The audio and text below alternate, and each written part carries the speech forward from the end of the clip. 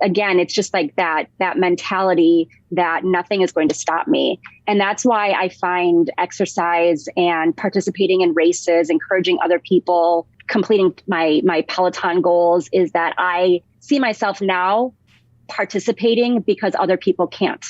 And I have no excuse. I'm not in a bed having chemo, pumped into my arm. I'm not recovering from surgery. I have no excuse not to live my best life and not to encourage other people to do so. So I really hope to inspire people, especially people who are feeling alone or feeling like they can't do something. Just know that there are so many people out there who are cheering you on. And my example from Hardcore on the Floor with cancer patients posting in there, they're feeling alone. And just so many people come out and say, I went through this too, and you've got this. It's more than just your output, more than a bike. When you hear your shout out, you know it's all right. Put on your magic pants and let's go. We're cruising into the power zone. Clip in, set yourself free. Come on and take a ride with me. You know what you need to know and what's it all about. Everything you need, it's on the Clip Out.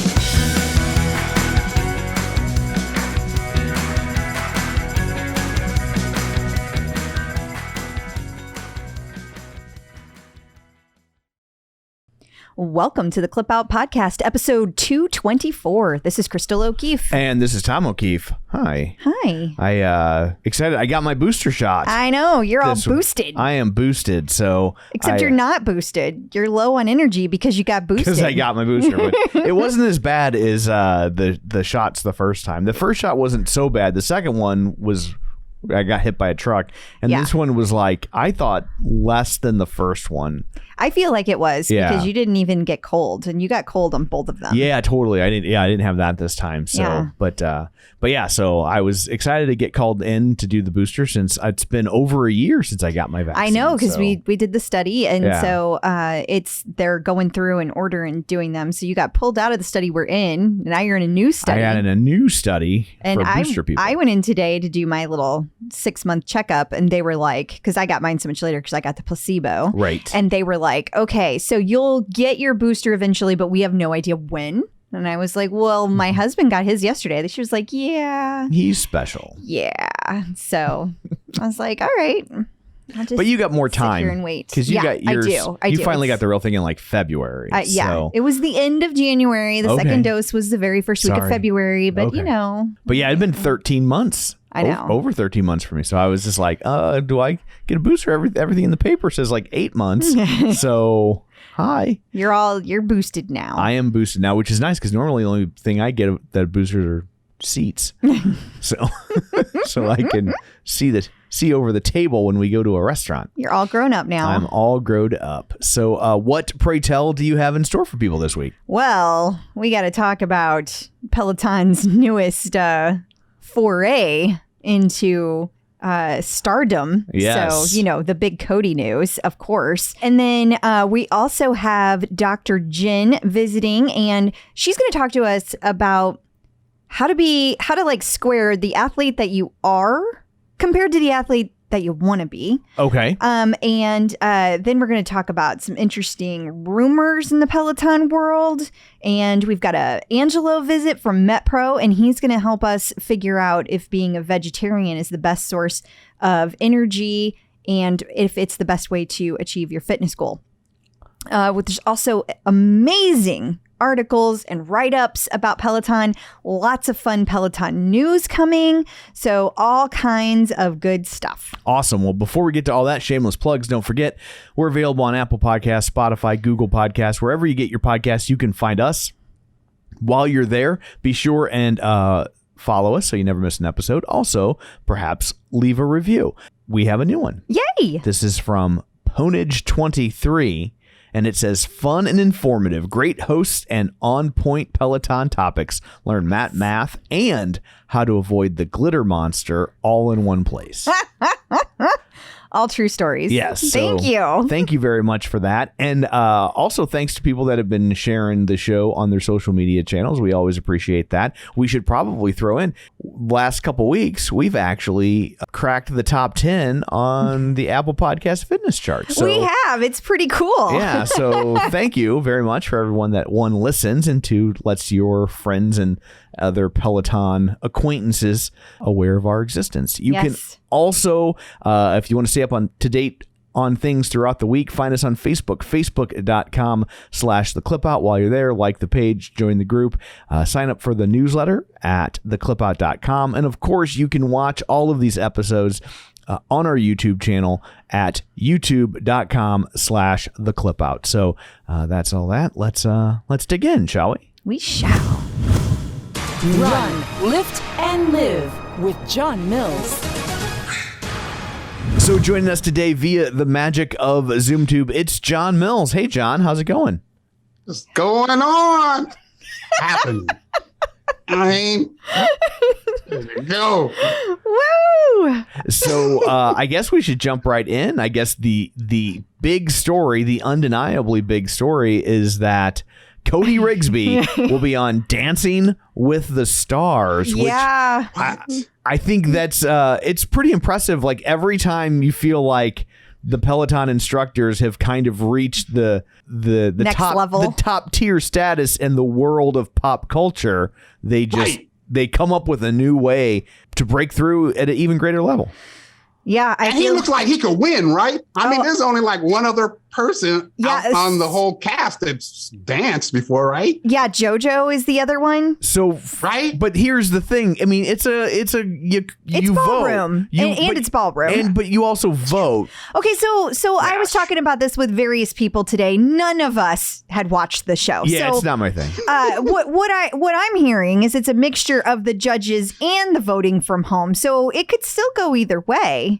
You know, also, you know, how many Echelon users are out there that are going to vote him off? You know, they're like, like 6. I hadn't thought about all the iFit. There you go. There you go. So that guy out. So I think though the bigger problem ultimately is going to be that as much as you guys love your Peloton instructors. I mean, do you really think he can overcome the fan base of a JoJo Siwa? I mean, she's got like 100 million TikTok followers, 100 million Instagram followers, and they're a different age, right? They have nothing but time on their hands. Yeah, that is true. I really need to know more about the voting system and how it works before I can truly weigh in on this, because I actually have no idea. I've never watched the show. What I do know is now I have to start watching so that every week we can give an update, regardless of, you know, however long he lasts. I'll let you handle that. Yeah. Oh, you watch it with me. You know. I might have caught 2 episodes or so when well, how did it work? How did it work? A long time ago. I could barely remember. You know, hey, you know what? Oh, go ahead. I think we might be saying the same thing. Go ahead. No, I was just going to say, you remember the days when we got all excited because we saw a Peloton commercial? Right. And then we posted everywhere. It'd be all in the OPMP. We saw a Peloton bike on TV. Now these guys are like actual celebrities on big name. This is crazy. I remember one time I was in the studio and I ran into Cody, and this is like 4 or 5 years ago. And I'm trying to get a selfie with him. And Cody says, "Man, you get more likes than me." Now, how hilarious is that now? You're like, you know what I mean? Where's my Dancing with the Stars gig? Those days with my little 20 likes. Those days have changed. But you know, it was funny. Like when you say what a celebrity is, like, let's talk through how yesterday went. Okay. So apparently Cody posted on his Instagram that he was flying to LA. And it's like he wanted us to know because he wore the yellow mask. Like it was pretty distinctive. So then paparazzi, they see him going into the Dancing with the Stars studio, and they capture a picture, and he's got their like ridiculously silly face shield on that's like mirrored, so you can't see the celebrities. Like that's the whole deal. And then like he's wearing an Adidas hat. But then, like, what seals the deal for me is that he's wearing his signature shoes, you know, that's got the Velcro on it from 1980.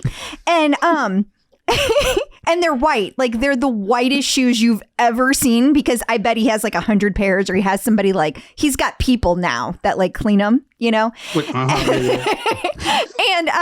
And so then it becomes a matter of, I had to call the Peloton Prophet last night. Right. And I was like, okay, let's break this down. I had pictures where I was comparing Cody's neck size, you know, in the paparazzi picture compared to past pictures on his Instagram. It was like the Zapruder tape. And then it was like, well, but like his ear is this shape and his ear is that shape. And then I had other people chiming in, like his calves don't look the same. You know, how many people are out there doing forensic analysis on his kneecap?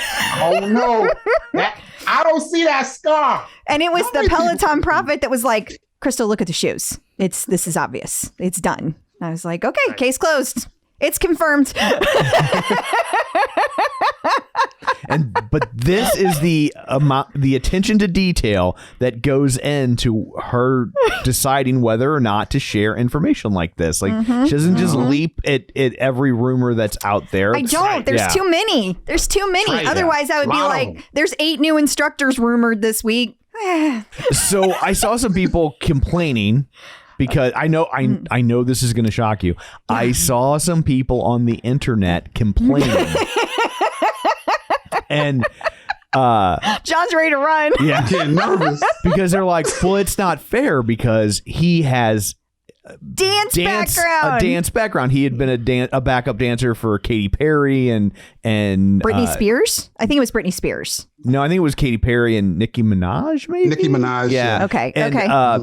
And so people were like, well, that's not what the point of the show. And but I mean, they have had other people with dance background. So like, I mean, right. So Joey Fatone and Lance Bass from NSYNC. So, but not counting them, they don't have people with dance background, but also Nick and Drew Lachey from 98 Degrees. So except for the NSYNC guys and the 98 Degrees guys, they don't really have people with dance backgrounds, except for Sabrina Bryan from the Cheetah Girls and AJ McLean and Nick Carter from the Backstreet Boys. So except for like the Cheetah Girls and the Backstreet Boys and 98 Degrees and NSYNC, they don't have people with that dance background, except for Mel B from the Spice Girls and Nicole Scherzinger from Pussycat Dolls.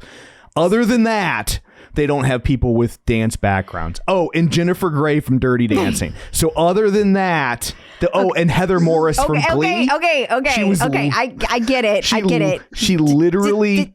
She was a background dancer. Did he get some real serious research? I did. Or he's been watching this in the basement. No, I did this research. I don't think so. So she was a backup dancer for Beyonce when Glee did their Single Ladies episode. She literally taught them how to do it because she had already done it on the Grammys. So yes, this is one concern people have, and I agree with you. There's been tons of people. I'm not even done with my list. Okay, well, please stop. We'll never finish. Like Neve Schulman from Catfish. Oh my God. I didn't know he had a dance background. He was in like dance troupes as a kid. Oh, okay. Yeah.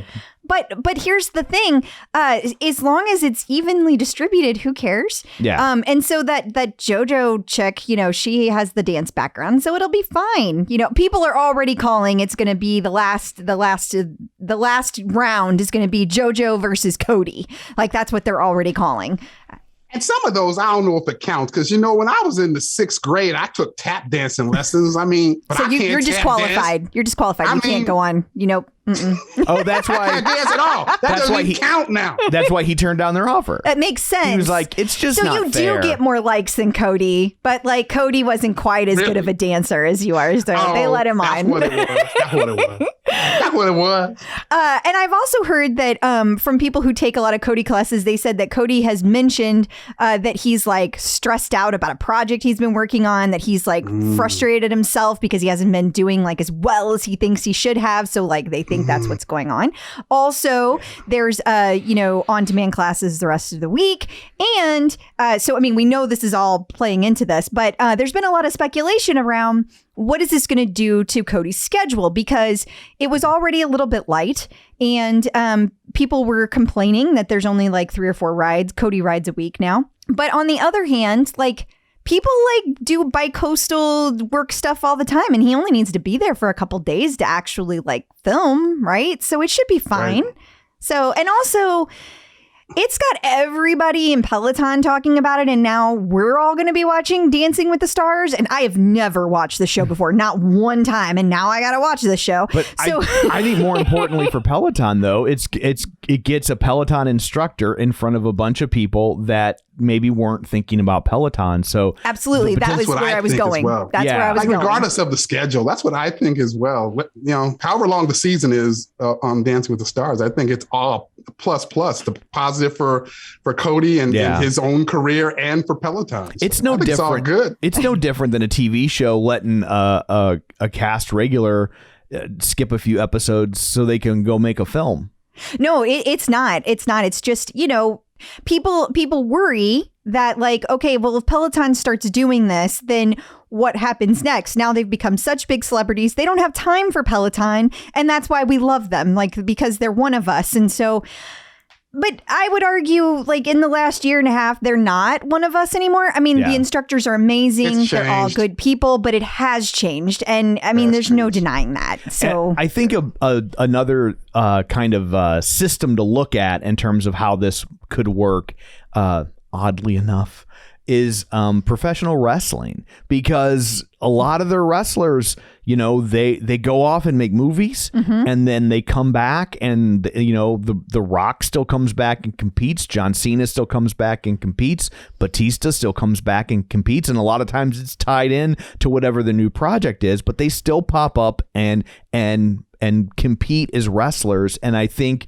that you could maybe see a paradigm shift to a model like that, to where it benefits both parties. It because now the WWE is a legit launching pad to a film career, and right, and because of that, they get bigger and better people to want to be wrestlers because it's a way in. So, and that's absolutely, I'm actually interested to see that dynamic occur. Like, I would love to see Cody do this, whether he's, he wins or is successful on the show or not, have it launch him into some other stratosphere, because I think that would be great for Peloton. Of course, great for him, but amazing for Peloton. I know we may lose him, I know, but I think it'll ultimately just be a plus. And we haven't seen that happen yet. Like, we've seen them, become more popular and tabloids write about them, but we haven't seen this is next level, this dynamic where they just ascend all of a sudden. Yeah. I mean, and we've been talking about how they're becoming celebrities, but I feel like this is the first time that this is next literally level. Called Dancing with the Stars. Yeah, that it's like, right. You're big enough to be on this. It's network television. That's still, that still means something. Doesn't mean as much as it used to, but it still means something, Right. I have a question though. So what about all the people who are worried about the schedule going forward, since we don't know what's going to happen? Do we think that will make people have to go find other instructors? Do you think it will mean that Peloton eventually brings on even more people? Do you think it doesn't matter at all and everybody will just chill out? My gut, or what I want it to be, I don't know if this will happen, but what I want to happen is it just ascend his popularity, and then even his on-demand classes become a thing, right? And a live class just all of a sudden just becomes the greatest thing ever. Like, I just want to see it just ascend who he is, and I'm hopeful that it doesn't matter at all, right? But well, we shall see. I am very curious. It's safe to say, though, people will never calm down. Yeah, that's how I feel. People tend to not calm down. Yes. That's my concern. Based on past experience, they don't calm down. They do not. Yeah. So moving on, I thought this article was interesting. Peloton Peloton's app usage. This is from thedeepdive.ca. Peloton's app usage plunges 42% in 4 months. And here's where it takes a weird turn into batshittery. As customers lose confidence in product safety.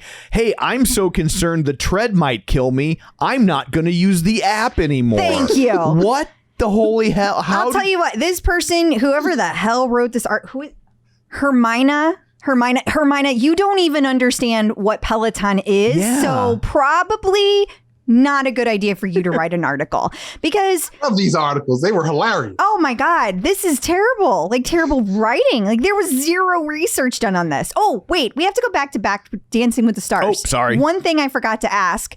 Tom, when all your research, or John, do you know, when does the season officially start? September 20th. There you go. Okay, September 20th. Yeah, I didn't know. Yeah. I didn't know either.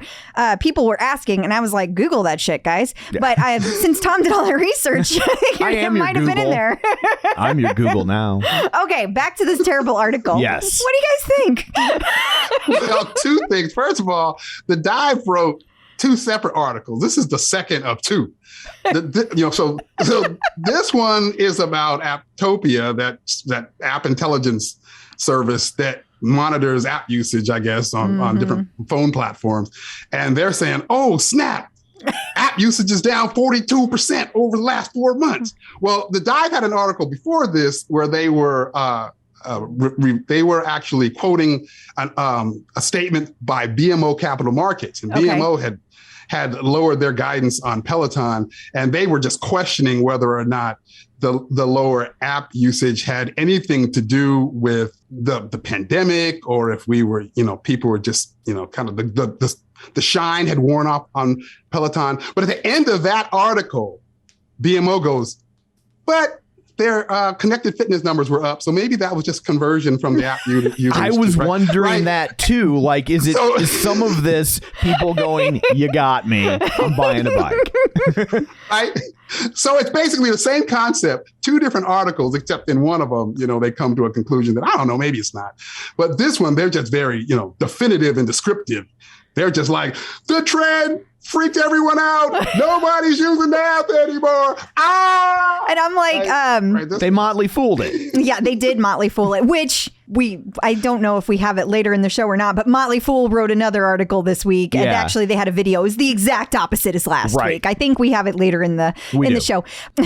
But this one cracks me up too, because it's like, even if it's not all conversions, like it also is summertime and the first time people have been really allowed to leave their homes in some states. I mean, the pandemic is still going on and we have more people dying now. But like for a minute there, everybody thought it was safe to go out of their house. And so like it also could be something to do with that too. Right.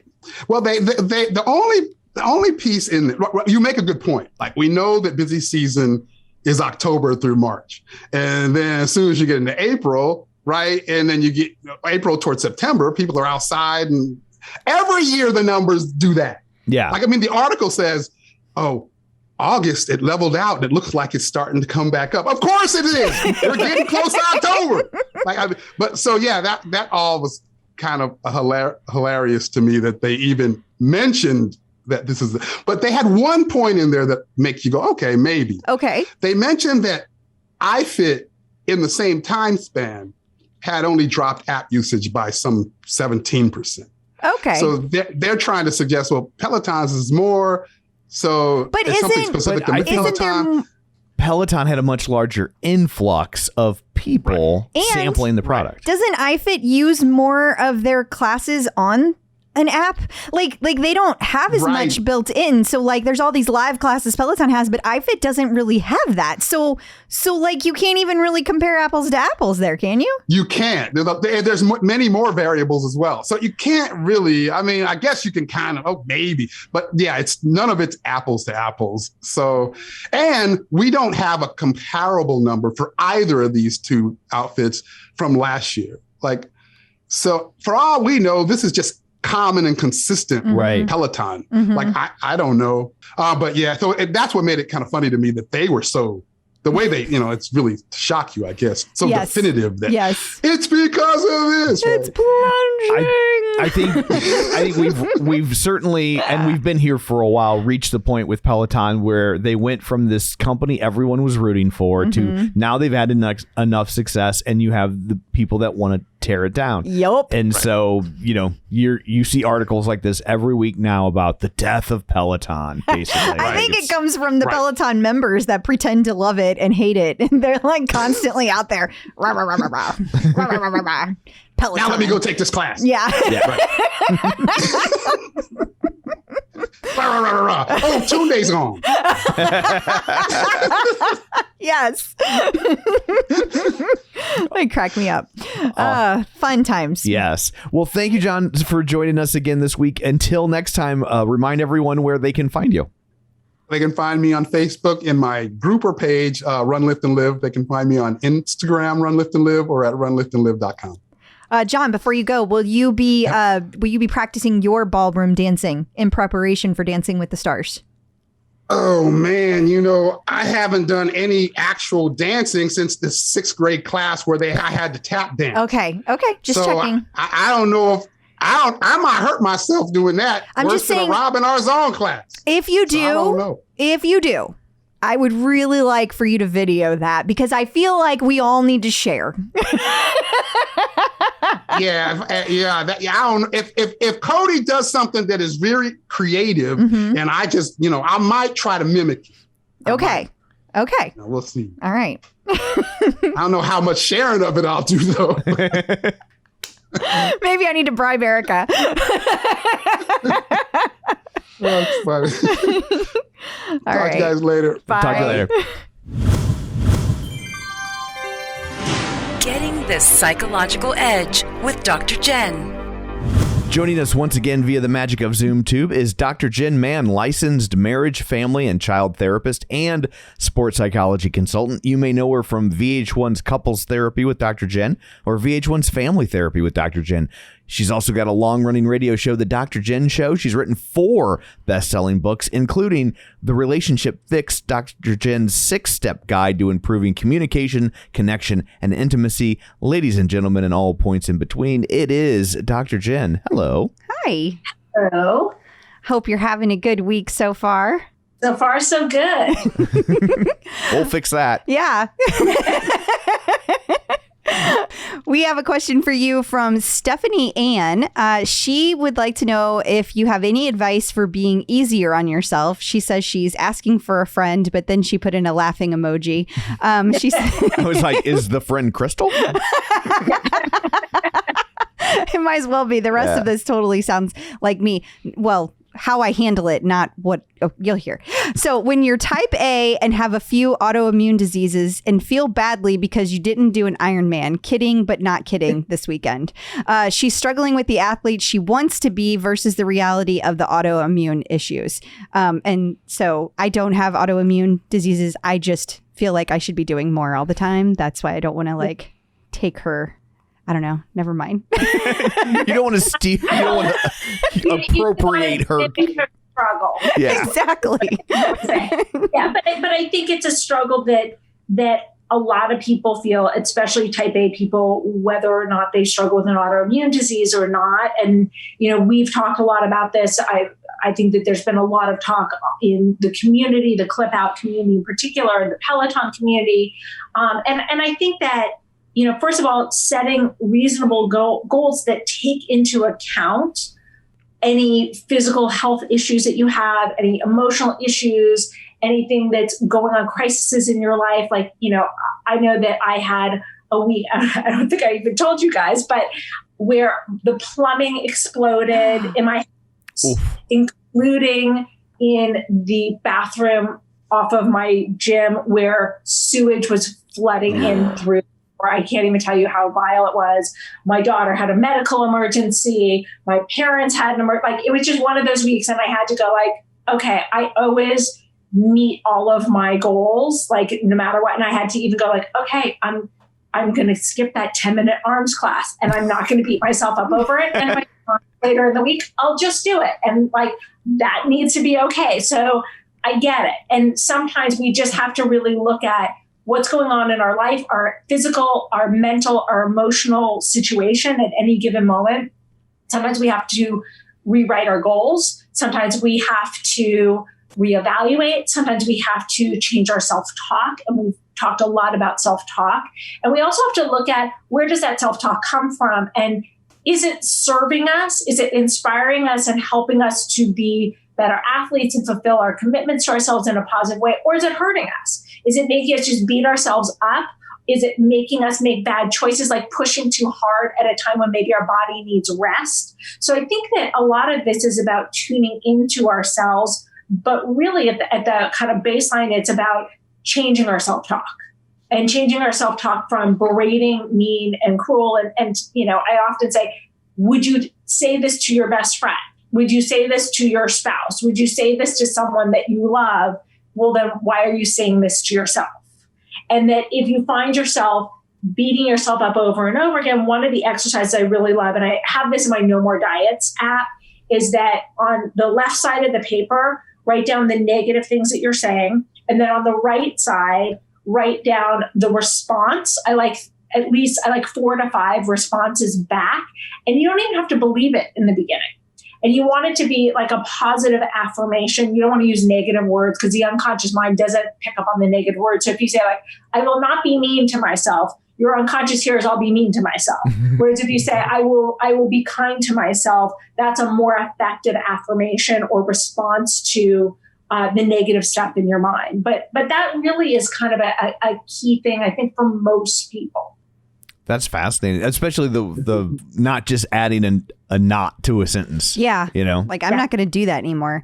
It's like, and I know we have talked about that before. I think that it's like anything. You really have to practice it. You really have to stay on it. And it's like, find so many times that you have good days and you think you don't need it anymore. And then like, oop, it's back. It just sneaks up.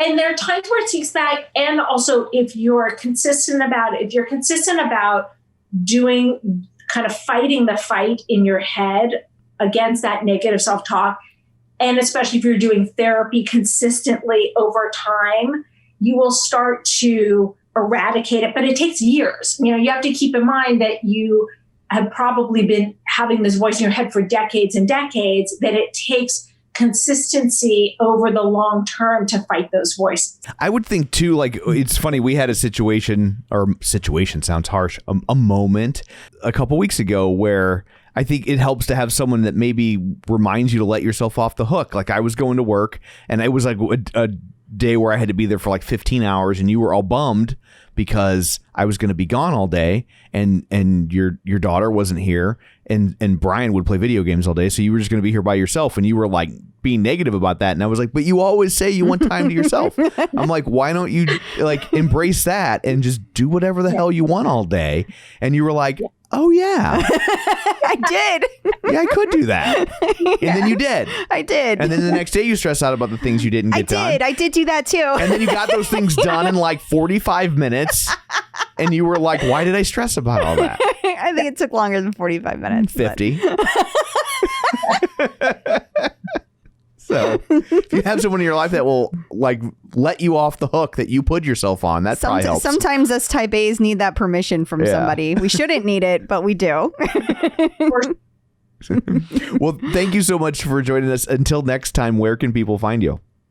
On all social media at Dr. Jenn Man, 2 N's on Jen, 2 N's on Man. And I post all of my Peloton workouts on my Insta stories. Awesome. New instructors.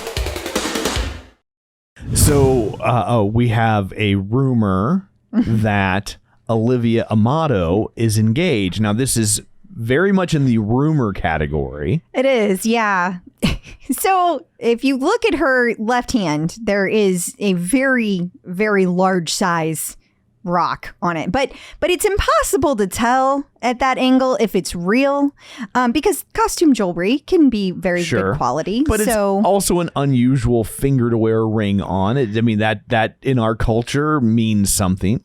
It absolutely does. Yeah. But I mean, she's also an attractive girl, and there are many women who wear a ring on their left hand to, keep the boys away keep anyone away that they don't want to be hit on by. I used to have to do the same thing. I'm sure, Tom. I totally understand. So, I mean, I'm not saying she's not engaged. I am saying she has not said she's engaged. So to me, until she says it publicly, it's a rumor. So fellas, you can still take a shot. Or ladies. Well, I just want to point out that on August 19th, she posted a picture with that same ring on. But then a couple days after that, she posted a picture saying she was home from Ireland. She was doing a selfie shot in the mirror, same hand. There was no ring in the picture. Well, I mean, there were rings, but not ring. Not an engagement type ring on that finger. It was just some gold bands. And then a couple days after that, this picture appeared. And tons and tons and tons of people have said, you must be engaged. And she has not responded to them. So if she is, she doesn't really want to talk about it. Boy, people are really getting an inside look into how closely you pay attention to things. I guess they are. Instructors in the news. This week, Extra, the TV show, I'm assuming that's what this is for. Extra. I said, do I have to say it like that? Extra. Extra. They talked to Kendall Toole about how she handles having famous fans. Yeah. Did you watch this? No. I didn't either. I watched it, but with the sound down because I was busy. I was checking on Olivia's ring. So, give me a break. Multitasking. But, it was a pretty short video from what I saw, but it's great because she got the headline is Peloton's hot trainer Kendall Toole's even got LeBron James working up a sweat. So that's one of her famous fans. So that's pretty cool. I've heard lots of good things that are going to be coming about this new metal ride, but we'll talk about that later. Okay. Bend. And then we have a couple Peloton articles from Shape magazine. The first is Pregnancy and Motherhood has taught Peloton's Robin Arzon the power of no. Which I got to disagree with. I remember way back when I first started Peloton, Robin was quoted in an article at the time, and she was like, you got to say no to things. Not everything. I remember her saying this. Not everything can be considered to be the same level. You can't do everything at the same level. So you have to pick what is most important, and you have to say no to the things that aren't. So I don't agree that being a mother and being pregnant taught her. Now, maybe it reminded her, but I think Robin knew how to say no just fine before. That would be my guess. And what do I always say?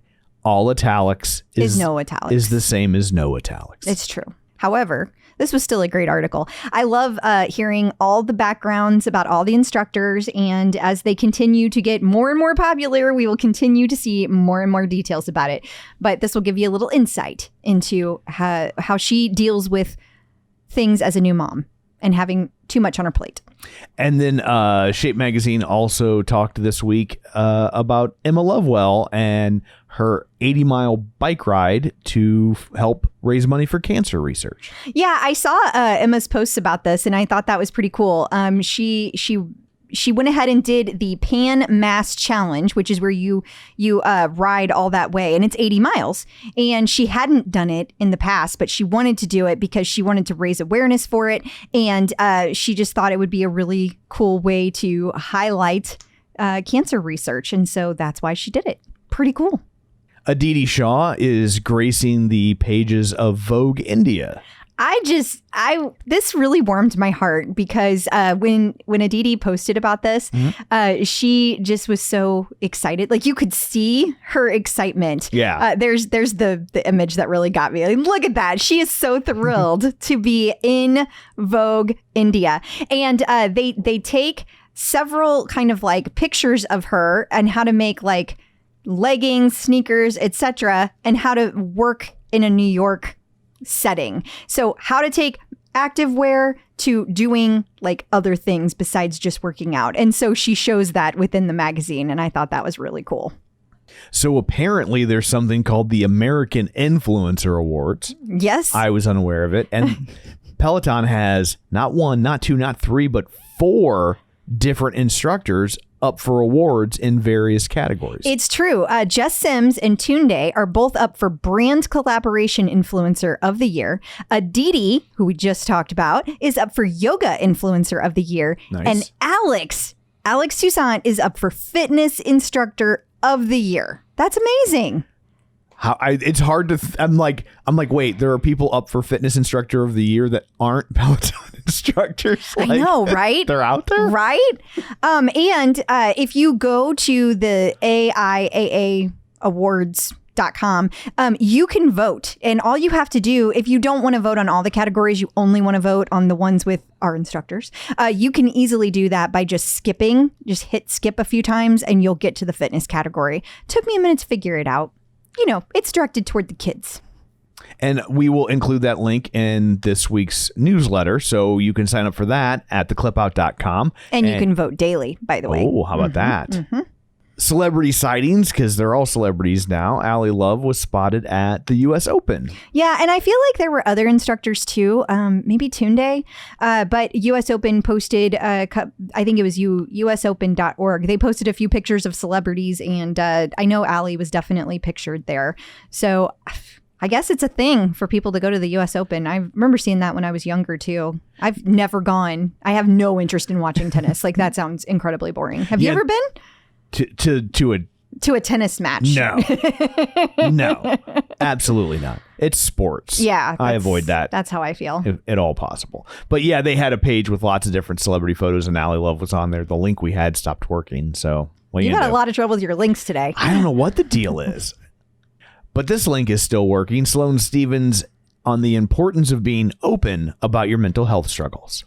So, did you get a chance to read this one? No. Okay, neither did I. I did all the Dancing with the Stars research. That's fair. I knew it was September 20th. Come on. Well, I do know that the reason that I grabbed the article is because it had a Peloton mention. I believe she talked about, there it is, Tunde. It says, Stevens talked to Peloton's Tunde about the importance of taking care of your mental health. And at this event, and both athletes agreed self-care is important, like indulging in aromatherapy with essential oils. But taking care of your mental health requires more than that. And then they go into some ways that you can take care of your mental health. So that's pretty cool. Peloton in the news. So Peloton has launched an additional Instagram channel. They sure have. Yeah, I saw this, Tuesday morning? Yeah. And at the time, this is so cute, they had 45 followers. And I posted that I thought that they would be launching a new brand that's going to be all Peloton. It's going to be developed by Peloton. It's going to be designed by Peloton. And then I think it was around 3:00 Eastern that day, they posted about it. A short day and a half later, maybe 18 hours, they now have 23.6 thousand followers. And they have 3 posts. No big deal. That's some nice metrics for Instagram. Yeah, that's pretty quick. I'm sure it won't stay at that number for very long either. No. As soon as they post real clothes on there instead of just a few images, I think it'll go crazy. Absolutely. But rumors are, actually, the official news is that it will drop sometime tomorrow, which will be the 9th of September. So by the time this airs, it will already be out. Now, there's been, we talked earlier about you can't do anything without people complaining. Right. I saw a lot of people that were like, I don't like the Peloton branded clothes. I like all of the collaborations. Wah. And I mean, a lot of people said that. So it will be interesting because from what I hear, there's not going to be any more collaborations. Oh. No more Lululemon. No more Nike. No more anything. I don't know if that's true. That's what I'm hearing. I have not confirmed that 100%. Wow, so the people that like to buy those things on the secondary market, the value is about to skyrocket. Or is it because now Peloton can make it look exactly the same? Because do you remember about a month ago, we talked about how the cheetah outfit was back? We saw Robin and she was like, we did a photo shoot today and this is outfits. And we were like, oh, this must be coming out soon. Well, that's all going to be Peloton label now. So if it looks the same as it did before, but it has a Peloton label on it, is the other stuff still important? Yeah, there are still people that they chase those labels. They like Nike. They like Lululemon. They're going to, you know what I mean? That are still going to want those. The unicorns, though, are mostly with items. They're mostly not a Lululemon. They're mostly not the expensive brands. I'm not saying there's not exceptions to that because there are, but the prints that everybody like goes after, those are not Lululemon. So in the resale market, the unicorns that sell for $1,500 a bra. I don't want somebody contacting me and being like, people sell I know they do, but that's not what I'm talking about. I'm talking about in the resale market for $1,500, a cheetah bra. I think Peloton is about to make that market collapse. I think it's going away completely, which explains a lot why Peloton got rid of Peloton Closet. Yeah, I was going to say the exact same thing. Like, I was like, so now we know why they were so aggressive about Peloton Closet. They were like, not so fast. That's what we're going to do. Yeah. But it's interesting because there's still other handles out there that still do the same thing. So, and Peloton hasn't shut them down. I don't know if that's because Peloton Closet was so enormously successful in such a short time and these other ones haven't had the success that Peloton Closet did. Right. Or if there's some other reason, if there's a way that she was doing it versus what these other people are doing. I have no idea. But at any rate, it's all very interesting. I can't wait to see what they have because I really loved the colors. What they're showing looks a lot like the pair of black leggings that I have that have like ribbing down the side, and they have pockets on them. In fact, it was the one that was torn when I got it, and I tried to send it back, but they didn't have a replacement, so I just kept the hole in the leggings, and it looks identical to that. So I'm curious to see how this will go, and I am curious to hear everybody's feedback because I think it's going to be really, really negative, like really negative. I'm not even joking. Yeah. I am dreading hearing all the negativity that's going to be coming out of this. Also, since I was already talking to the Peloton Prophet, we started talking about this apparel thing, and the Peloton Prophet brought up an interesting thought. Yes. Does this mean the referral program is going away? Why do you think that would mean that? Well, because if they put this program, okay, if they're going to have a whole new label, right? Right. From a business perspective, does this mean it is now on the balance sheet as a completely separate entity, Peloton Apparel? And if it is, then they kind of want to start from scratch. This would be a good time to end the referral program. They don't need the referrals. Like back in the day, they did that because they needed to sell more equipment. They do not need us to sell more equipment anymore. That is not a thing. Now, I'm not saying that's going to happen. I just thought it was an interesting conversation. And I think that it does make sense from a financial perspective that they probably have this listed as a separate entity because it wasn't too long ago in the earnings call, they talked about rolling apparel into equipment sales. So what does this do for the next earnings call? They didn't bring it up on the earnings call at all. Right. Which kind of lends you to think that this is a completely different entity and they expect it to not make money. It's going to be separate. I don't know. All just conjecture, but interesting. Peloton UK is officially launching on September 14th. It sure is. We talked about last week that during our Zoom call the weekend before, Daniel Verwey had brought up the fact that like she felt like they were getting very close. And because some of the instructors had been places that indicated, hey, this is getting ready to happen. And then right after we had that Zoom call that last week, all of a sudden there's no classes between the September 4th and the 14th. And so it was like, okay, I think this is going to be the big day. Yeah. So now it's official. Danielle was right. September 14th, Peloton UK. So they're opening the brand new studio they've been working on forever. They will not allow members in yet, though. That's not happening because of COVID. Sure. So also, Peloton never does this, but they were like, oh, yeah, and you're going to see some new faces. So all those new instructors that we talked about, here they come. Awesome. Yeah. Yahoo Sports UK, while we're on the UK end of things, had an article about the best Peloton bike accessories you need for your spin workout. And I'm sure the Peloton attorneys love the fact that they used spin in a generic fashion.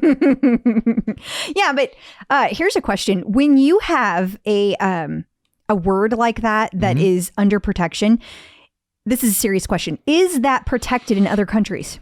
Like, wouldn't they have to get that done in multiple countries? Yeah, probably. It's probably, I mean, they may have. I don't know. There's a good chance they have it trademarked in multiple countries, but most of what we've been talking about has been US based. But Yahoo, even though this is uk.sports.yahoo, it's still Yahoo and being read easily over here. It does just feed into the notion of spin as a generic term. It absolutely does. So there's some more there's some more ammo the Peloton lawyers can stick on the pile. Absolutely. And we won't drill down on all the various accessories, but if you want that article, it will be in this week's newsletter that you can sign up for at theclipout.com. And then we have a pair of articles this week, one from the Wall Street Journal, one from the Motley Fool, which I just find interesting, taken in tandem. Peloton sold a dream, but investors are waking up. Yeah, which really is just saying that there's tons of analysts, bitching about Peloton. Right. Which they are. I mean, sure. we've talked about that for a couple weeks, but yeah. I mean, this article is not up to a typical Wall Street Journal level article. Like if you read through it, like it's pretty light on actual information. Yeah. It's just kind of anecdotal and like, the market's down and their shares haven't been doing what they thought. And then the same stuff we're hearing about, they had a recall, yada, yada, yada. So. And these are the same people who were telling you Peloton would never hit $50 a share 18 months ago. So. Yeah. Yeah. And then on the flip side of that coin, we alluded to this earlier, but Motley Fool has an article. Here's why I'm not selling Peloton. I'm assuming since it's Motley Fool, they mean the stock and not their actual bike. And it's just another example of how Motley Fool likes to have it both ways, right? Like they'll write an article about how bad they're doing and then write an article about how good they're doing. And then whichever one's right, they'll brag about it later. Yes. So. Yeah. And what the gist of this article is, because the prices on the bike are lower, it will mean more subscriptions, which is the exact opposite that the other one said. Right. It was like, these lower prices, there was so much runway, it's defensive, blah, blah, blah, blah, blah. Right. So. The Clip Out. So joining us once again via the magic of ZoomTube from MetPro, it's Angelo. Hey, how's it going? Hello. Hey, guys, good to see you. Good to see you too. We have another fun question for you. This one's, I think, challenging as well. Ashley Galawina has a question. She wants to know, there's a lot of trends now that have said eliminating meat is better for overall health and that you can get the same proteins from vegetables and fruit. Is a vegetarian diet really the best source of energy and weight loss? Oh, okay. That question is explosive.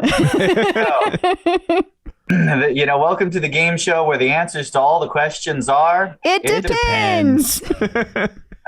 It depends. So I will try to give as a straight down the middle, direct as possible answer to that question that's not biased.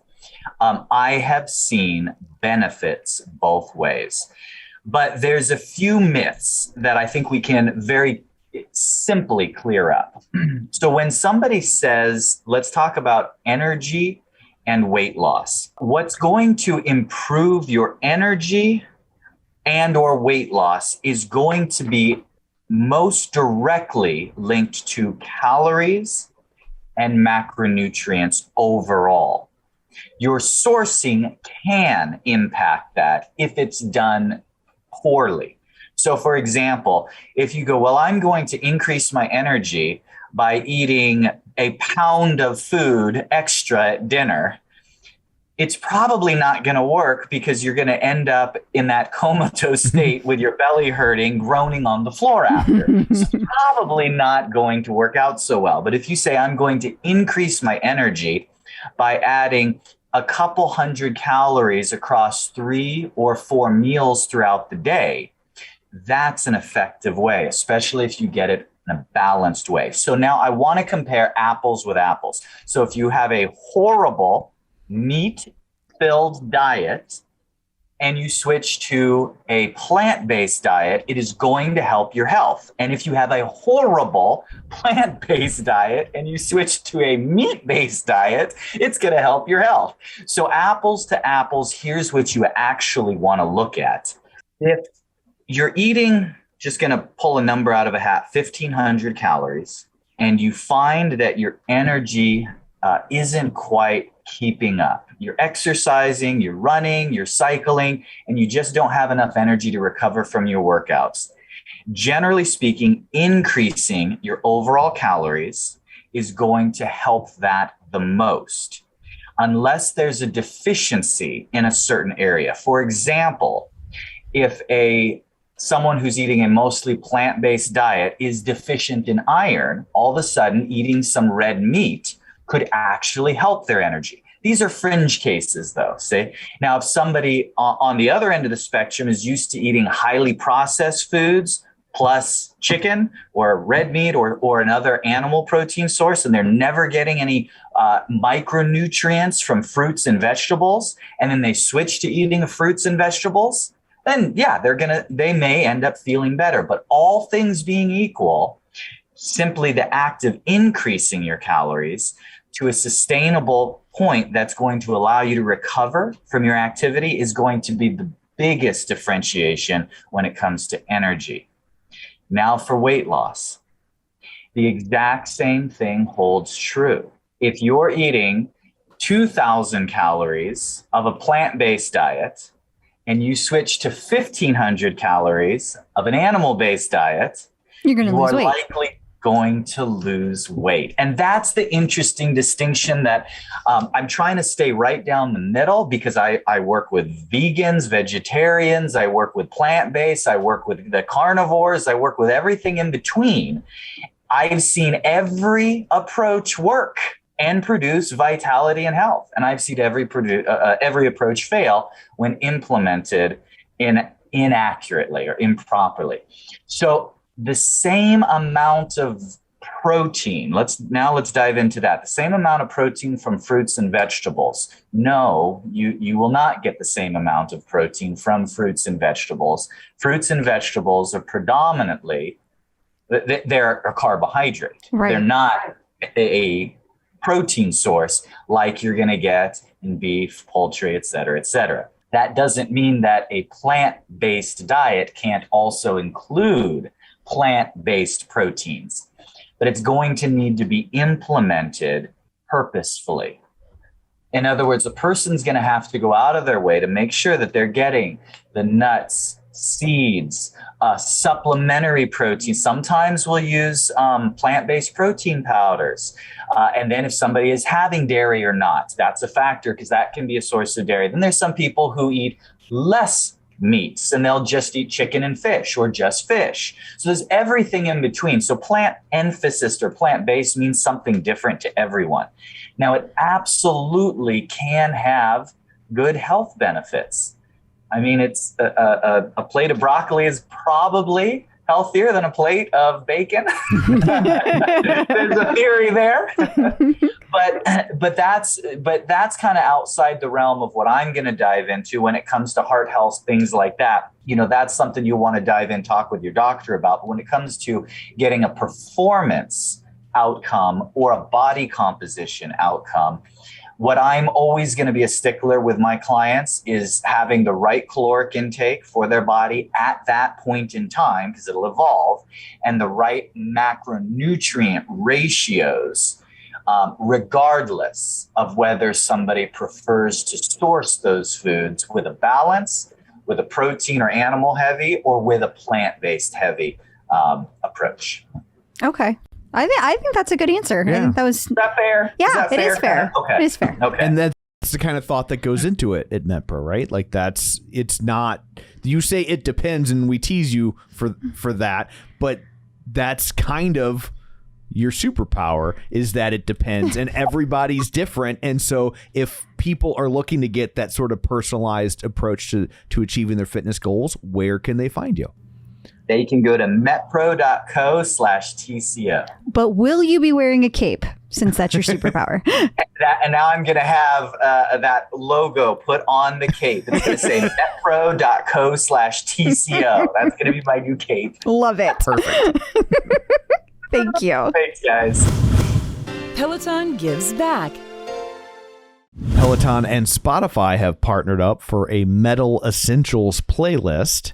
Yeah, so I'm excited about this one because they don't play a lot of metal on Peloton. Not tons. And I'm not saying it doesn't exist. Right. But yeah, not tons. So this is going to be... The class is going to be done by Kendall. That's going to be the live class. There's also going to be another class that's going to drop on demand. I think it was Friday morning that's Ben Aldis is teaching. But I was surprised that there are no runs.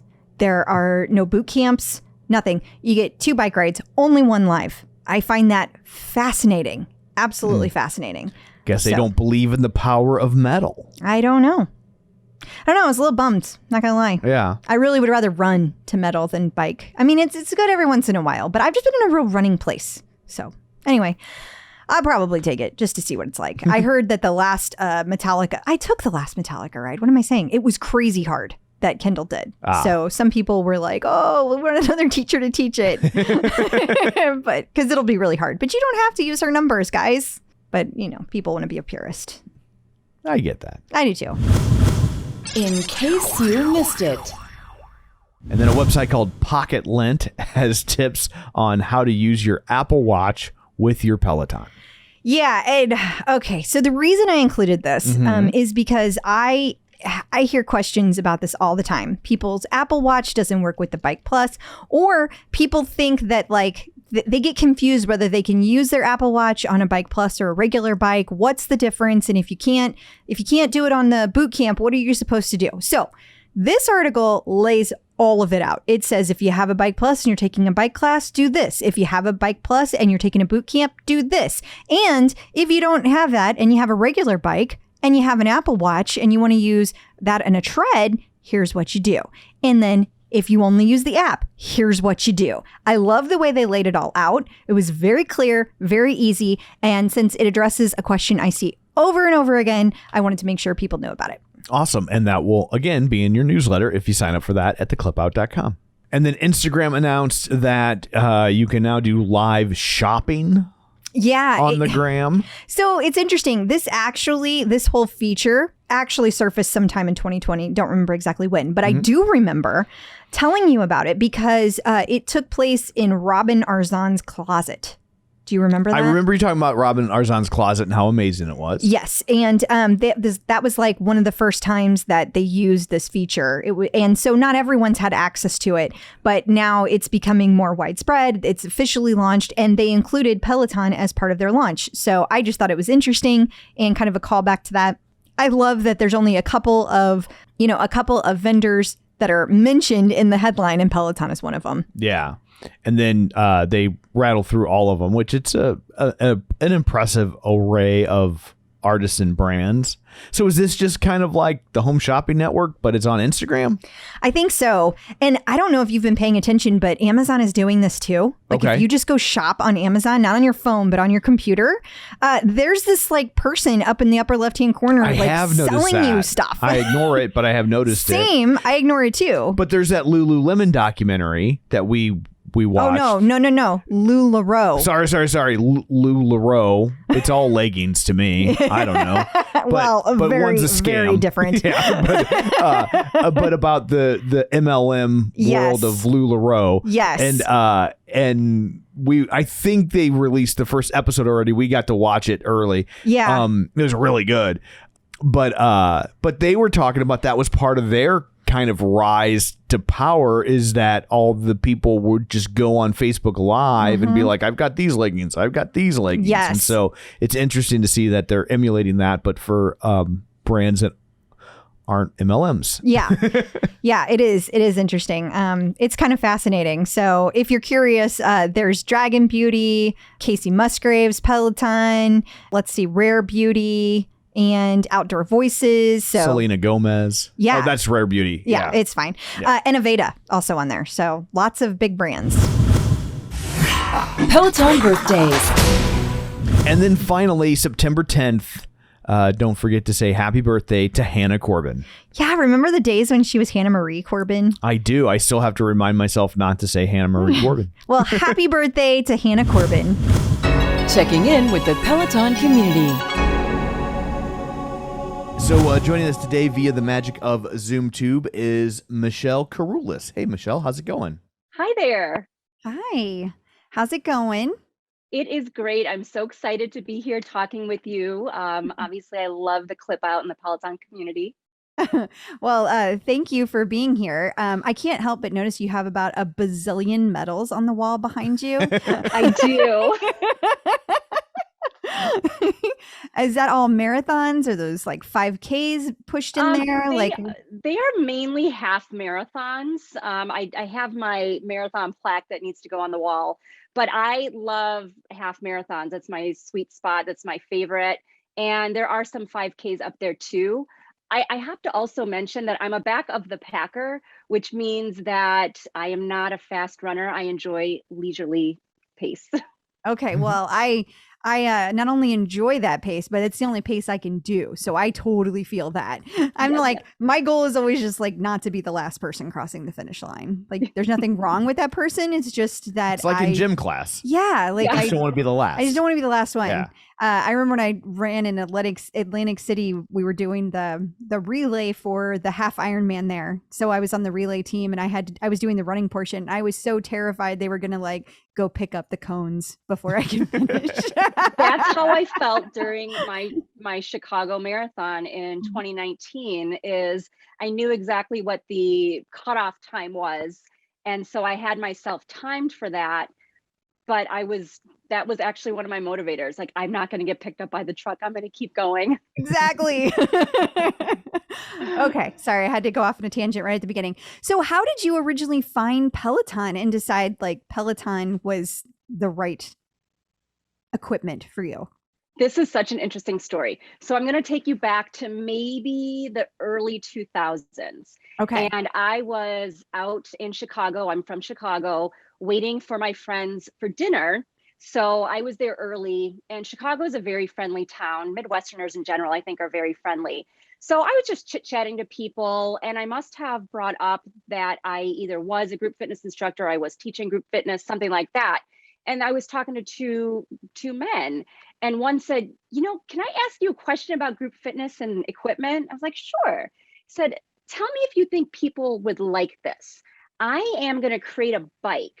What? And there's going to be a TV on the bike, and then there will be instructors live, or you could watch them recorded. Do you think people would like that? No way. Kid you not.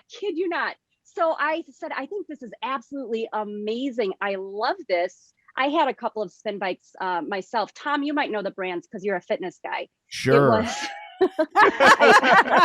She said that with no sense of humor. Like it was, you did not betray. You played that straight. Very deadpan. Yes. Two spin bikes. One was probably spin. One was a yellow bike that I cannot remember the name of it. I love them both. It was and the I big had wheel. mentioned, yeah. Yes. And he said, do you think people would actually bring this home? Because at that time, a lot of people didn't bring equipment like that home. And I said, you're talking to a Midwesterner who has lived through winters her entire life. To be able to have something like that in the dead of winter, I think it sounds amazing. And then I never thought of it again. I'm like, oh, that's cool. I hope, good luck to those guys. Fast forward to that commercial. And my reaction to the commercial was, oh my gosh, those guys did it. They did it. So were you able to confirm it was actually like John Foley? Was it John Foley? I think it must have been John Foley. Oh my God. Must have been John Foley. Like, if you had to pick him up in a lineup, did you know? Like, if you... I think it was John Foley and another, I don't know if he had a business partner or somebody, and it was just, and I don't recall them using the name Peloton. I don't remember any details except for the bike itself. Yeah. And I actually loved the commercial and have a different perspective. What I noticed was, here's a woman in the middle of winter, because you can see the snow outside, and now she has a bike that she can work out on. So that is how I learned of Peloton forever ago. That's hilarious. Okay. So when you saw the commercial, were you like, I need to get one of those? Yeah, I was. And I don't think I can't remember when the treadmill came out. So clearly I'm a runner, and I wanted the treadmill, but really didn't have space for it. So maybe around 2019, I went into the studio or the boutique here in Chicago to test out the bike and the treadmill. And they weren't delivering treadmills to my area at the time. For some reason, every now and then they don't deliver treadmills to certain places. So I thought about whether or not I should get a bike. And then during the pandemic, I'm a pandemic person, when all the gyms closed and it was cold here in Chicago. So I picked up a bike, but I didn't actually get it until summertime. Oh, wow. Wow. So, okay. So you'd have the bike. Do you have the tread No, I don't. So I made up my mind the day before the recall that I want. So actually, the Tread Plus is what I want because the flat treadmill is so amazing. Yes. So I am waiting for them to come back. I really want a Tread Plus. I feel horrific for the people who were hurt during all of that. And I'm confident that Peloton will come out with some really amazing fixes and develop a safe piece of equipment. Well, I'm glad that you actually bought one because you told those guys you would. I did. I felt like I had to stick to my word because I was so excited to hear them talk about it. And then I saw the commercial. And at that time, I had a huge fitness facility that I was going to. So I really wasn't into home fitness at that time. The way I was, in the past when I had my own space with things. And now again, in a loft in Chicago, I don't have a ton of space, but I have mapped out where I would put everything and I will make it work. And I have a wish list that my boyfriend knows about. So maybe he'll check that out for me. Maybe he'll get it for you for a holiday. And then hopefully, then you can relive the commercial and it will have come full circle. Oh, I love you. And then we can make a video. She's like, yes, for a holiday, Labor Day is just around the corner. Hey. Yes, Mom, I love you too. And he likes the bike too. He uses the bike. So. Oh, well, then there you go. So he's got to see the benefit of the tread. I mean, yeah. So, okay. I know you said that you used to be a fitness instructor. What classes were you teaching back then? I taught almost everything. So I started off as a group fitness instructor at Loyola University Chicago at the Yahoo Sports Center. So I taught step classes, strength classes, cardio kickboxing, aqua. So I taught in the pool and I just loved it. And I was studying psychology at the time. And I think what really drove me to continue in the field of sport and exercise psychology was Sister Jean, who is now famous. At the time, she was probably in her 70s. So she was a staple at the Loyola community, and she was one of our nuns, Sister Jean. And I just remember her being in my classes, being in step classes with just such enthusiasm. And she really talked to us about appreciating everything that life has to offer from a holistic perspective. So making sure that you're healthy in mind, body, spirit, and that you're somehow contributing to the world. And my way of contributing was through group fitness at that time. And so how did you decide to transition to becoming a sports psychologist? And what all is like entailed in that process? So it's really great. So I'm a counselor and I specialize in the field of sport and exercise psychology. Okay. When I left Loyola, I knew there was something that I wanted to do with my psychology degree, but I didn't know what. And I knew I wanted to continue in the fitness industry. And I had to find some way to bring those two things together. So I found a master's degree program that was sport and exercise psychology. And sports psychology is an interdisciplinary field. So we have people like Dr. Jenn, who's an LMFT, marriage and family therapist, myself as an LCPC counselor, psychologist, kinesiologist, all of us come together from different what are those? What do all those letters mean? What does that mean to like regular people? So as I'm a PC licensed clinical professional counselor. Okay. Dr. Jenn, for example, is a LMFT licensed marriage family therapist. Okay. So it's people who have a clinical degree to diagnose mental health issues, psychologists, psychiatrists, social workers. We also have our colleagues in the kinesiology world. So they are more biomechanics. How does the body work on a muscular level, on a skeletal level?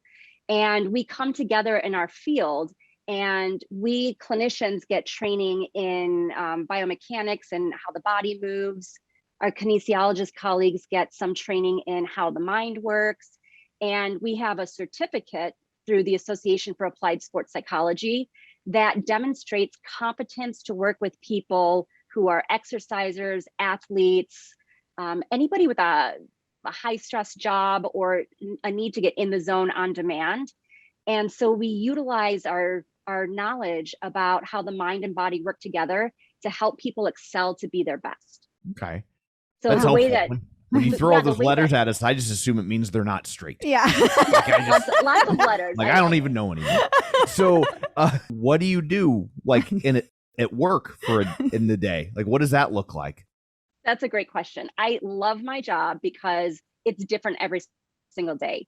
So I'm a professor in counseling at the Family Institute at Northwestern University. So with that, I teach the new generation of counselors how to be counselors, mental health counselors. Okay. In addition, I have a small private practice where I work with athletes or other high achievers, again, helping them get in the zone on demand. So it could be somebody who is experiencing mental health concerns of their own. Recently with the pandemic, there has been a lot of issues related to depression, anxiety, concerns about the future, concerns about how to stay in shape. And at other times, I help athletes prepare for competitions mentally, or how to talk to coaches about concerns, really different kind of life developmental stage issues. Okay. So then I'm curious, what's your like psychological take on Peloton and how all of Peloton kind of comes together? I find it absolutely fascinating. So my first impression of Peloton when I started using the app before the my bike came in was, holy cow, this sense of community. So I jumped on Facebook. I had a friend who is also, I've got lots of counselor and psychologist friends who are also part of Peloton. And they encouraged me to join some of the Facebook groups. And I definitely have a lot of thoughts about the groups, but just looking at how specified different groups can be in terms of people's common goals. So I think the thing that's really cool about it is it made me think about my students and some research that one of my colleagues did on the sense of community. So Dr. Eric Beeson looked at a digital space where students study kind of like this via Zoom, synchronous and asynchronous, and looked at what is it that really creates this sense of belonging and sense of community. And belonging was one of those things, belonging, common goals, looking at shared interests and values. And I think that the Peloton community is really, really strong in talking about those things. So we've got the main Peloton page that people are in.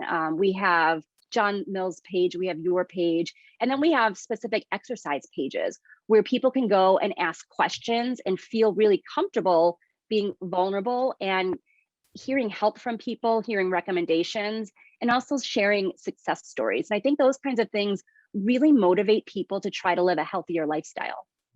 So why do you think it is that you don't see similar groups and offshoots popping up around other fitness brands? Like, this seems to be kind of exclusive to Peloton.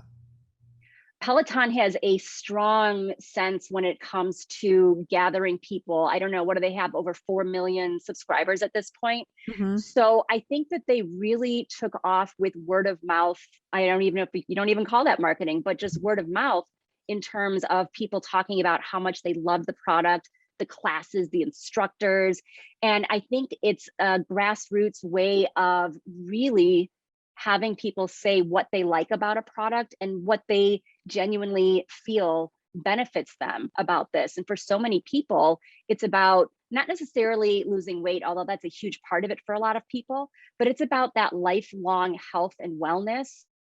And the fact that you really have no excuses. If you have a bike or a treadmill in your home, it's literally right there.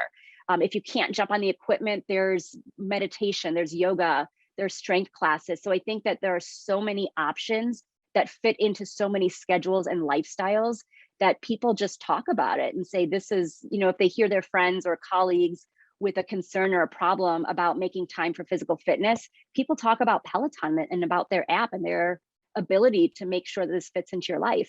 So if I'm hearing you correctly, it's kind of like they were the first to the market. They were the first ones to and people spoke about them so much through that word of mouth process that they just have like this ginormous lead about ahead of any other exercise company that comes after them. Is that accurate? Am I hearing you right? Yes, that's totally accurate. And then I also think that it's Peloton's consistency and reliability. So that's always been there. And I think that people appreciate that. Yeah, that's a good point.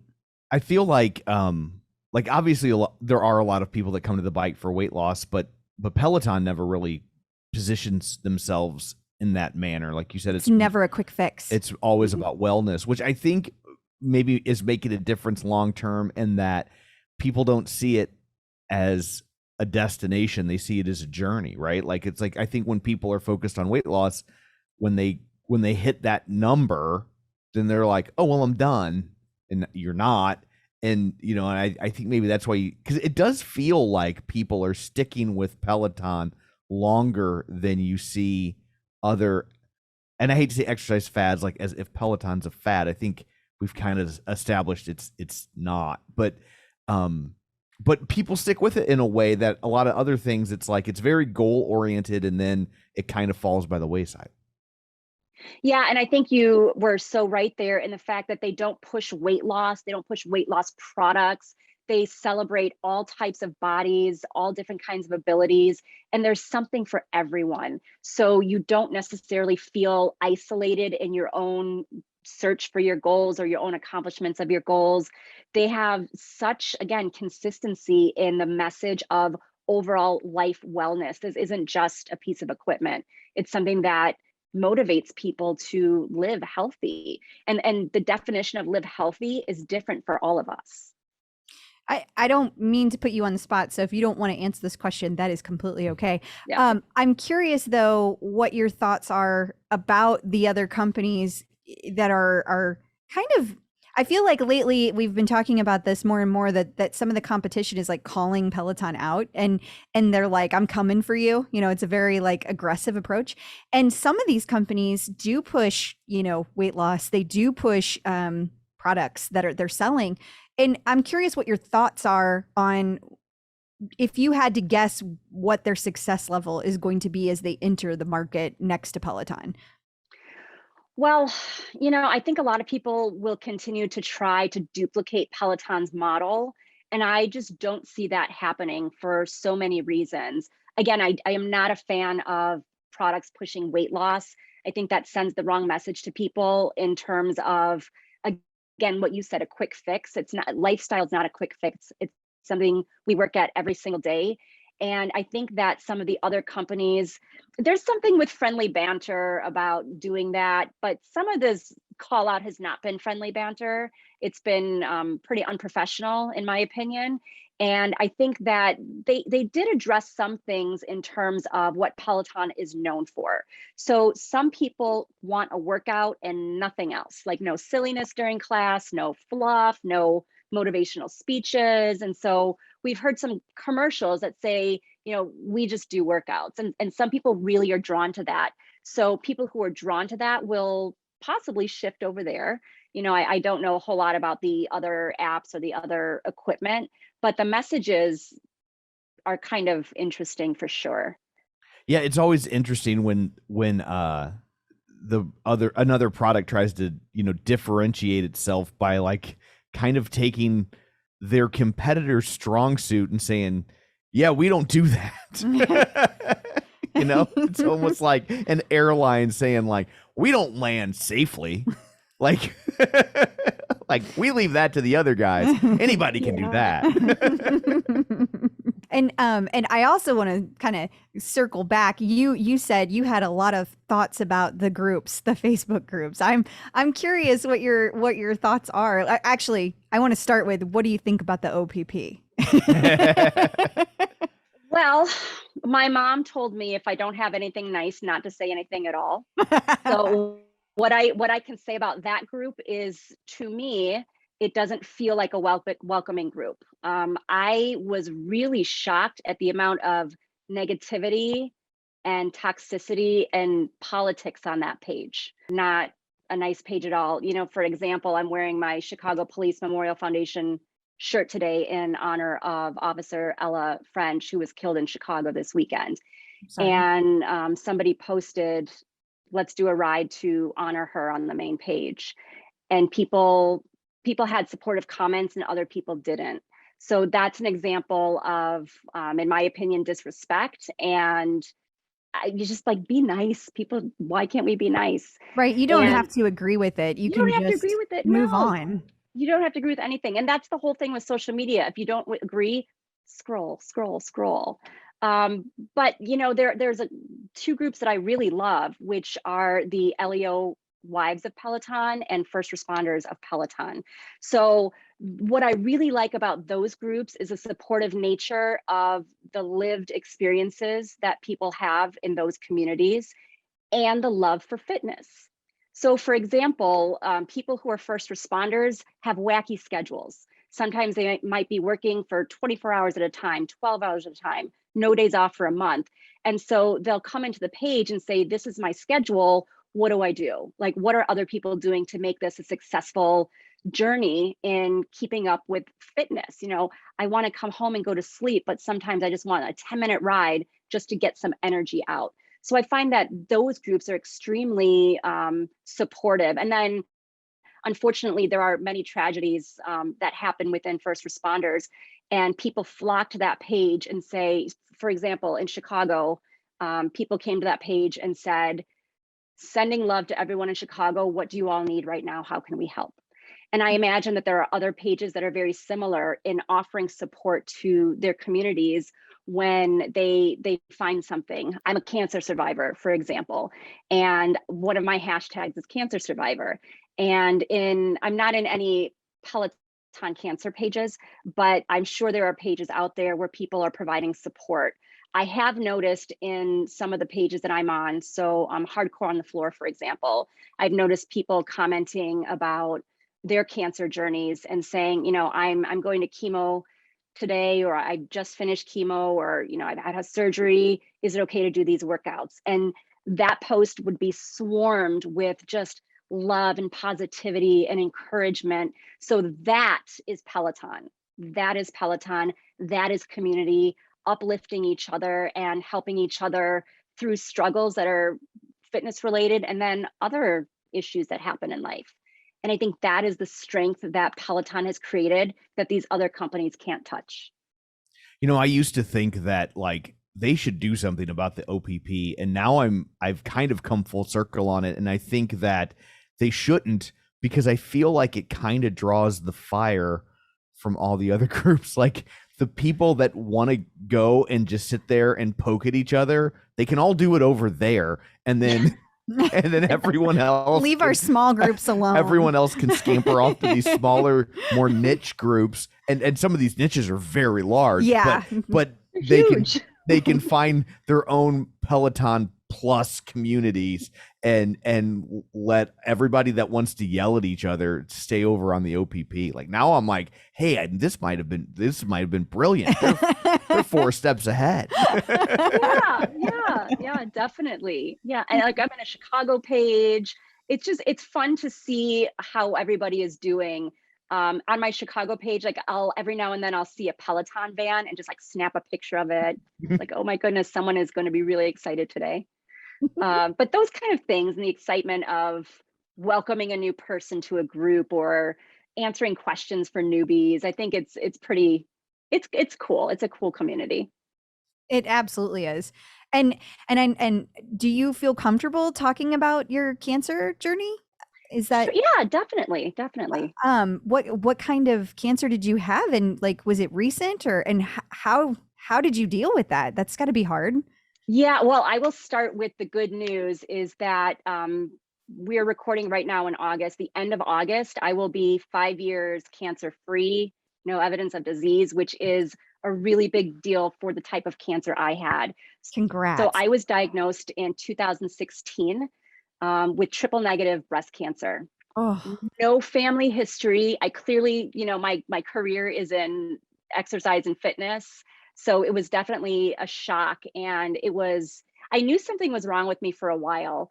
And it just, how we know our bodies. And especially that's another thing that's so important about exercising regularly is you feel changes in your body. And I would do regular breast exams. And I felt something that was squishy like a water balloon. It's the only way I can describe it. So went in to see a specialist. She freaked out. She's like, oh my gosh, I need to biopsy you right now. And she took 8 biopsies, 5 in the breast, 3 in the armpit. And she said, I think that you have cancer. I need to get this taken care of right away. That was on a Friday. Got her phone call on a Monday confirming the diagnosis. Oh my gosh. And it was terrible. But I will tell you that I think what really helped me through it was having a really focused mindset on goals and milestones. And my training in sport and exercise psychology, that degree, really got me through it, because I was like, all right, I need to control the controllables. I can't control my medical issue right now, but I can control my perspective and what I'm going to do to make it to the finish line. So I figured out like goal dates. So I had about 20 weeks of chemo, 28 rounds of radiation. I think I had 5 surgeries, tons of physical therapy. It was atrocious. It was terrible. But I had such amazing support in my friends around me. They took care of, when my mom was here taking care of me, they would take care of her. And just really lucky to have like one of the best medical communities in the world here in Chicago. I have to give a shout out to Dr. Rita Nanda at the University of Chicago, who saved my life through an experimental medication. And like, I probably should write a book about this, but there's no treatment for triple negative. What? So what does that mean? I'm not familiar with. Triple negative. So I learned so much. There's many different kinds of cancers and types of breast cancers, and each has receptors, and the chemo functions on the receptors to stop the growth or to hopefully help the cancer shrinking. With triple negative, that means that the receptors won't bind. So you're just kind of like hoping that maybe happens. And then I had immunotherapy as an experimental medication. It melted away my tumors I had in my breast and in my lymph nodes, melted them away like magic. Melting away is the phrase that my doctor would use. And it was just, it was amazing. Like now it seems like a very bad dream. And talking to other cancer survivors, talking with Johnny Immerman at Immerman Angels, that's based in Chicago, was amazing. And this all brings me back to sense of community, is that we can make an effort to surround ourselves with very positive people who do positive things in the world. And then we all need help at different points in life. And I needed a lot of help then. And my friends and family made sure that I was uplifted when I needed it. One of my girlfriends and her husband cooked 20 meals for me and put them in Tupperware, 4 different kinds of meals. And they said, we're not sure how you're going to feel or what you're going to want to eat, but here's a bunch of food, because I really don't cook. It's like, here's some food, so you just like don't have to think about that. But that community, my friends really just circled around me and made sure that I was okay. And I'm eternally grateful for that. That's wonderful. That's awesome. It is. And I worked out through almost all of it. I did a half marathon when I was almost done with chemo with my doctor's permission. I had my doctor's permission. I just don't even know how you had the energy, though. I mean, yeah, well, I didn't have a lot of energy, but you mentioned my medals, and my favorite event was here in Chicago, the Rock and Roll Half Marathon, and I don't think they do that anymore. So I talked to my trainer, and I said I had to decide whether or not to do the event. And I said, I've never missed this event. I missed it once. That's because I was in DC with the American Counseling Association lobbying for mental health. That's the only time I've missed it. So I said, I really want to do this. Will you do it with me? And he said, yes. He's also a therapist, and he's also with the Association for Applied Sports Psychology certified. So he kind of knew where I was coming from. And I said, I promise if I'm not feeling well, I'll stop and I will throw in the towel, but I'm not going to let cancer get in the way of me doing this race or anything else. And it was raining out. It was not my fastest race, but it was one of my most meaningful, because again, it's just like that mentality that nothing is going to stop me. And that's why I find exercise and participating in races, encouraging other people, completing my Peloton goals, is that I see myself now participating because other people can't. And I have no excuse. I'm not in a bed having chemo, pumped into my arm. I'm not recovering from surgery. I have no excuse not to live my best life and not to encourage other people to do so. So I really hope to inspire people, especially people who are feeling alone or feeling like they can't do something. Just know that there are so many people out there who are cheering you on. And my example from Hardcore on the Floor with cancer patients posting in there, they're feeling alone. And just so many people come out and say, I went through this too, and you've got this, with doctors' consent. Doctor's consent. Very important. Yeah. Very important. Asterisk. Don't just run out and do it. That is super inspiring, though. Thank you for Absolutely. sharing. Wow. So what is your leaderboard name? I am Sport Doc Michele with one L.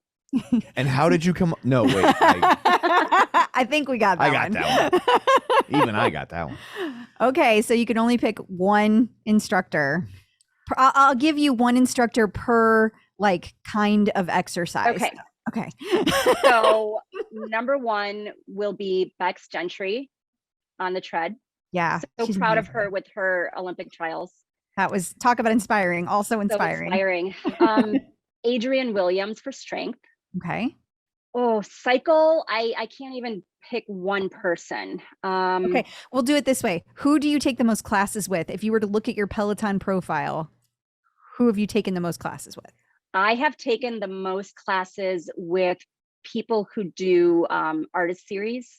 Okay. So that's not a good answer because there's so many.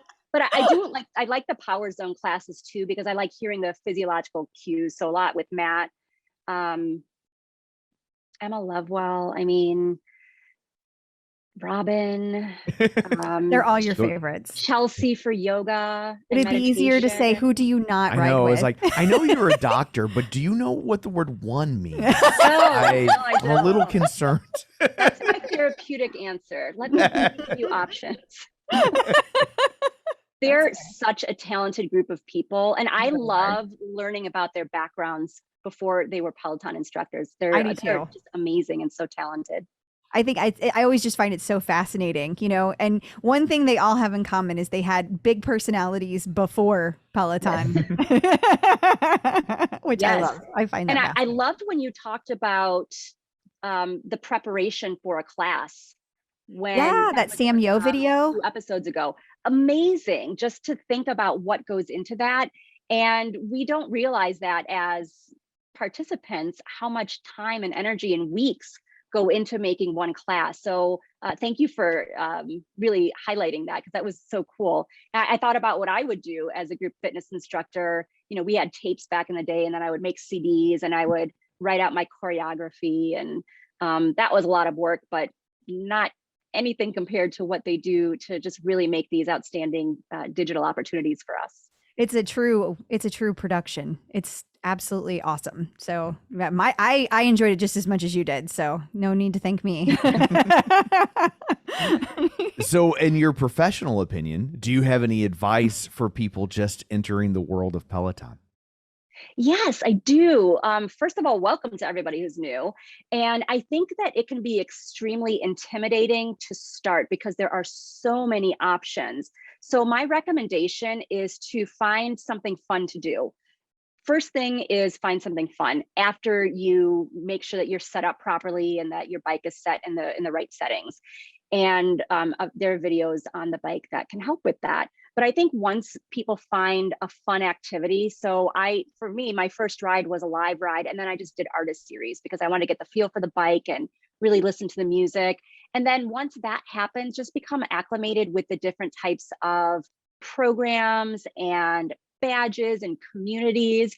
And the more classes you take, the more you'll enjoy being a part of this community. I think that, give instructors different opportunities to teach you because they all have so many different styles, and take multiple instructors and see what kind of instructor really speaks to you. I think people need different things during different parts of their journeys, and don't give up. Definitely take breaks when you need to take breaks, but we're all here to support you. So jump in a group and tell us, what you're thinking, and really just enjoy the ride.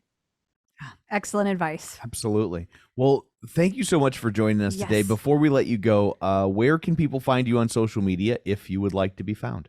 Sure. People can find me at drmichelekerulis.com, with Michelle with one L. Also, same name on Facebook, Instagram, and Twitter. I do want to mention on my webpage, I have free resources. So I'm clearly passionate about mental health. And I have a free workbook called Demystify Mental Health. I also have a free workbook that's called Mind Over Marathon to help people just get in the zone. And that can really be helpful for anybody who is exercising. And it uses my favorite sports psychology tips. Oh, I love that. That's Thank wonderful. you. Wonderful We'll resources. be sure and link to that in the email that we send out if I remember to send it out. This is the way it works, is that on weeks when it gets sent out, I remembered. On weeks when it doesn't get sent out, she forgot. Wow. Throw me right under the bus. You've taken that over, mister. It's just all you now. Well, thank you. you. Thank you so much for taking time out of what I'm sure is a busy day to join us. Yes. Thank you for inviting me. I really enjoyed talking with you. Oh, we had a blast. Clip out. So I guess that brings this episode to a close. What, pray tell, do you have in store for people next week? Next week, we are going to talk to Claire Werner. She has a Peloton blog where she goes into detail about every single Peloton class she takes. And you can find out all about that next week. Awesome. So until then, where can people find you? People can find me on Facebook at facebook.com/Crystal D. O'Keefe. They can find me on Instagram and Twitter, The Bike, and of course, The Tread at Clip Out Crystal. And you can find me on Twitter at Roger Kubert or on Facebook at facebook.com/Tom O'Keefe. You can find the show online, facebook.com/The Clip Out. While you're there, like the page, join the group, and don't forget our YouTube channel, youtube.com/The Clip Out. So that's it for this one. Thanks for tuning in. And until next time, keep pedaling And running. Clip in, set yourself free.